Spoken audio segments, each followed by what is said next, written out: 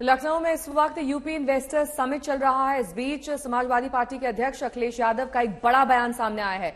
अखिलेश ने UP investors summit को लेकर यह कहा कि बनारस के लोग भी टाई और सूट पहनकर चले जाएं, बीजेपी वाले एमओयू साइन करवा लेंगे। अखिलेश ने सवाल खड़ा किया कि पिछले साल में जो निवेश के वादे हुए उसका अब तक क्या हुआ है। तो अब तक 17,000 से ज्यादा एमओयू साइन होने का दावा किया गया है और इस पर एक बड़ा कटाक्ष अखिलेश यादव की तरफ से कि एमओयू तो आपने पहले भी साइन करवाए थे, उनका क्या हुआ। दूसरा, बनारस के लोग अगर सूट टाई पहनकर पहुंच जाए तो आप उनसे भी एमओयू साइन करवा लेंगे। पिछली बार जो निवेश का दावा था, जो बात थी, उसका क्या हुआ। अखिलेश यादव के ये प्रश्न। इन्वेस्टर समिट का उद्घाटन खुद प्रधानमंत्री नरेंद्र मोदी ने किया, तो गृहमंत्री अमित शाह को भी संबोधित करना है। आइए अब आपको सुनाते हैं डिप्टी सीएम केशव प्रसाद मौर्य का क्या कुछ कहना है। कितना शानदार जाने मंच पे जा रहा, बहुत बड़ा इन्वेस्टमेंट है, जाने वाला बहुत ऐतिहासिक इन्वेस्टमेंट है और उत्तर प्रदेश नंबर 1।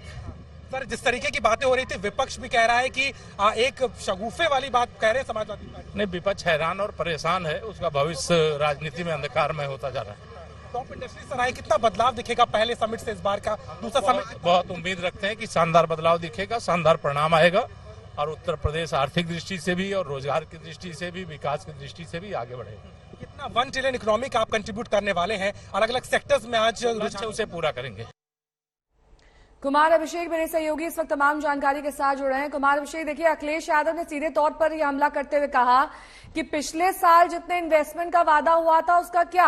अब ये जो महज अब इस साल इन्वेस्टर समिट में हो रहा है वो खाना पूर्ति है, किसी को भी सूट बूट पहना के खड़ा कर दीजिए और एमओयू साइन करवा लीजिए। बड़ा प्रहार। बिल्कुल नेहा, अखिलेश यादव इस वक्त वाराणसी में हैं और वो वाराणसी जो प्रधानमंत्री मोदी का संसदीय क्षेत्र है और आज प्रधानमंत्री मोदी लखनऊ में हैं जहां पर उन्होंने उद्घाटन किया है। तो निश्चित तौर पर अखिलेश यादव ने भी वो जगह चुना है जहां से वो सरकार पर हमले तेज कर सकते हैं और पिछले चुनाव से हम देख रहे हैं कि अखिलेश यादव जो टाइमिंग है वो बड़ा सटीक चुनने की कोशिश करते हैं। तो आज प्रधानमंत्री मोदी लखनऊ में है, अखिलेश यादव वाराणसी में है और वहीं से वो इस इन्वेस्टर समिट पर लगातार हमले कर रहे हैं। सरकार का दावा है कि 27 लाख करोड़ का ये एमओयू साइन हुआ है। जब हम लोगों ने बात की कि पिछली बार जब 2018 में एमओयू साइन हुए थे तकरीबन 4.5 लाख करोड़ का था, सरकार का दावा है कि ये सब जमीन पर उतरे हैं, जबकि विपक्ष का दावा है कि ये सब हवा हवाई है। इस बार जो अलग मामला है वो ये कि जिस तरीके से अखिलेश यादव ने कहा है कि कोई भी टाई सूट पहनकर आ जाए और उससे एमओयू हो जाएगा। मुख्यमंत्री योगी आदित्यनाथ का कहना है कि हर जिले में इस बार वो इन्वेस्टमेंट ला रहे हैं, यानी कि एक तो ये ग्लोबल इन्वेस्टर समिट जो लखनऊ में हो रहा है, इसके अलावा जिले जिले में जो छोटे बड़े इन्वेस्टर हैं या जो पैसे लगाना चाहते हैं उनके लिए भी इस बार दरवाजे खोले गए हैं। तो कुल मिलाकर के जो टैगलाइन दिया गया है न्यू इंडियाज ग्रोथ इंजन, यानी कि नए भारत का नया ग्रोथ इंजन उत्तर प्रदेश बन रहा है।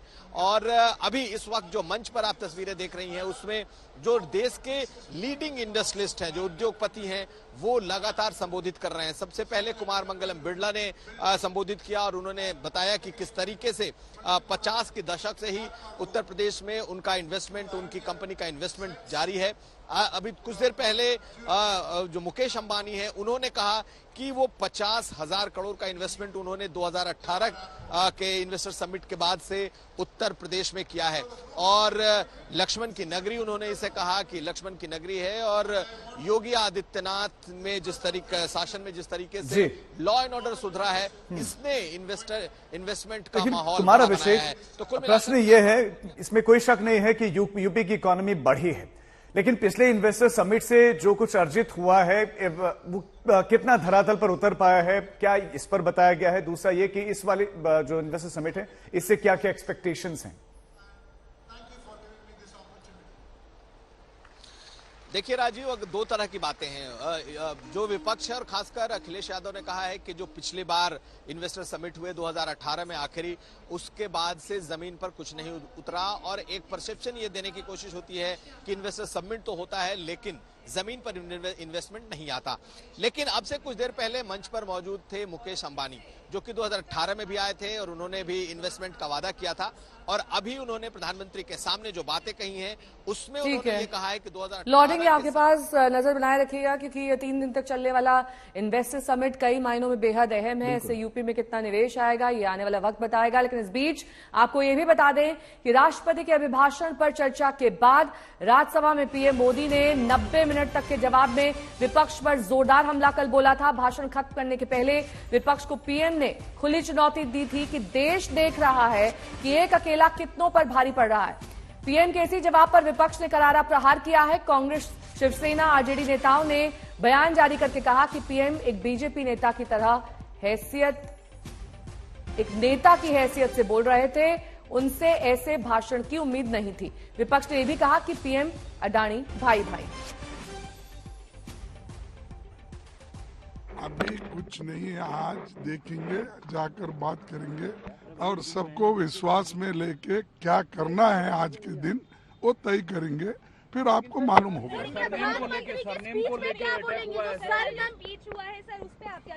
देखिए, प्रधानमंत्री के स्पीच सिर्फ अपनी जो बड़बड़ाई उन्होंने बताई, लेकिन हमारे प्रश्न का एक भी उत्तर उन्होंने नहीं दिया। अनएम्प्लॉयमेंट में नहीं दिया, इन्फ्लेशन पे नहीं दिया, उसके बाद अडानी के बारे में नहीं दिया, और आज जो रुपए की वैल्यू गिर रही उसके बारे में उन्होंने कुछ नहीं कहा। और बहुत कम से कम 71,000 प्राइमरी स्कूल्स आज बंद हो गए और प्राइवेट इंस्टीट्यूशंस को बढ़ावा मिल रहा है, हम उठाया, उसके बारे में कुछ नहीं बोले। ऐसे कईयों प्रश्नों का उन्होंने जवाब नहीं दिया, सिर्फ जनरल भाषण दिए और वो उन्होंने कहा कि वो एक ही इंसान इस देश को बचा सकता है, मैं सबको भारी पड़ रहा हूँ। ये अहंकार की बात उन्होंने की, ताकि हमारे सवालों का जवाब उन्होंने नहीं दिया। और इसीलिए मैं पत्र भी लिखा हूँ कि जो हमारे सवाल थे उसका जवाब तो नहीं आया, लेकिन जो हमने कहा उसको जो निकाल भी दिया गया है, और उसके लिए मैं लेटर भी लिखा हूँ, और ये सबको मालूम है, फिर बार बार बोलने की जरूरत नहीं। तो नेहा, कल संसद में प्रधानमंत्री नरेंद्र मोदी जमकर बरसे थे। आज भले ही आलोचना हो रही, लेकिन प्रधानमंत्री नरेंद्र मोदी ने आखिर ऐसा क्या कहा था कि खड़गे भड़क गए? आइए आपको सुनाते हैं कि पीएम मोदी का कल का वो बयान जिस पर कांग्रेस इतनी ज्यादा भड़की हुई है। 2014 में आकर के जब मैंने बारीकी से चीजों को बड़ी गहराई से देखने का प्रयास किया, फर्स्ट हैंड इंफॉर्मेशन लेने का प्रयास किया, तो मुझे नजर आया कि 60 साल कांग्रेस के परिवार ने, हो सकता है उनका इरादा मजबूत नींव बनाने का हो, मैं उस पर कोई टिप्पणी करना नहीं चाहता, लेकिन 2014 के बाद आकर के मैंने देखा कि उन्होंने गड्ढे ही गड्ढे कर दिए थे। उनका इरादा नींव का होगा, लेकिन उन्होंने गड्ढे ही गड्ढे कर दिए। और आदरणीय सभापति जी, जब वो गड्ढे खोद रहे थे, 6 दशक बर्बाद कर दिए थे, उस समय दुनिया के छोटे छोटे देश भी सफलता के शिखरों को छू रहे थे, आगे बढ़ रहे थे। हमारे देश में पहले परियोजनाएं अटकाना, लटकाना, भटकाना, ये उनकी कार्य संस्कृति का हिस्सा बन गया था। यही उनका कार्य करने का तरीका बन गया था। ईमानदार टैक्स पेयर की गाढ़ी कमाई, उसका नुकसान होता था।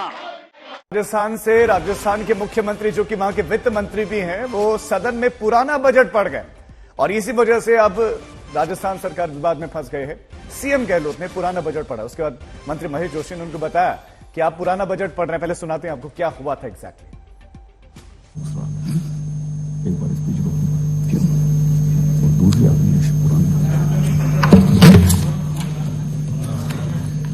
एक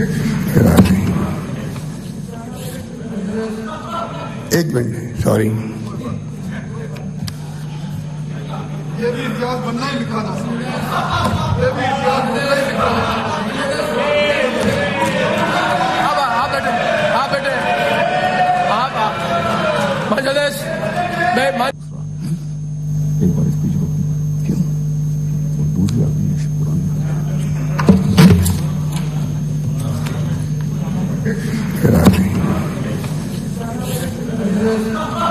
एक मिनट, सॉरी। ये भी इतिहास बनना ही लिखा था। ये भी इतिहास बनना ही लिखा था। आप बेटे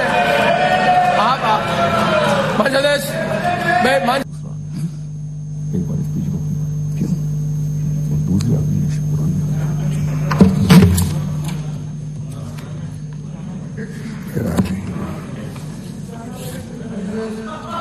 एक मिनट, सॉरी। ये भी इतिहास बनना ही लिखा था। ये भी इतिहास बनना ही लिखा था।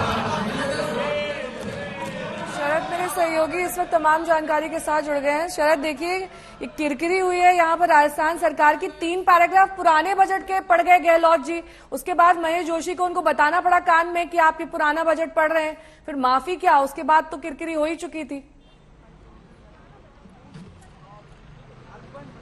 नेहा, फिलहाल हंगामा चल रहा है विधानसभा में, जमकर विपक्ष हंगामा कर रहा है। और देखिए, मसला भी ऐसा ही है। भाई कमाल की चीज है कि आप जो है 3 मिनट तक पिछले साल का बजट पढ़ रहे हैं और 3-4 योजनाओं को भी गिना दिया आपने शहरी विकास योजना का। तब भी ख्याल आना चाहिए तो पिछले साल लागू हुआ था, मगर तब जाके जलदाय मंत्री महेश जोशी को लगा कि ये गड़बड़ है, तो सारी योजनाएं पिछले साल की है। फिर वो उठ के कान में कहते हैं और उसके बाद वो जब सॉरी बोलते हैं तो विपक्ष वेल में आ गया है और विपक्ष अभी फिलहाल विधानसभा में हंगामा कर रहा है। और नेहा, ये स्थिति तब है जब पहली बार बजट आ रहा है का होर्डिंग पूरे राजस्थान के हर कोने में, आप पूरे शहर में घूम जाइएगा तो बजट आ रहा है कि बड़े बड़े होर्डिंग लगाए गए हैं। देश भर के अखबारों में इश्तेहार छपे हैं, बजट आ रहा है। और आज पहली बार सभी स्कूलों और कॉलेजों में कंपलसरी किया गया था, ये आदेश निकाले गए राजस्थान सरकार की तरफ से कि बजट दिखाया जाएगा सभी कॉलेज में, स्कूल में, सरकारी खर्चे पर। और तब जाकर इस तरह गड़बड़ी हो जाएगी। मुझे लग रहा है कि बिल्कुल, ये देखिए यहाँ पर एक नए तरीके का कीर्तिमान स्थापित किया है।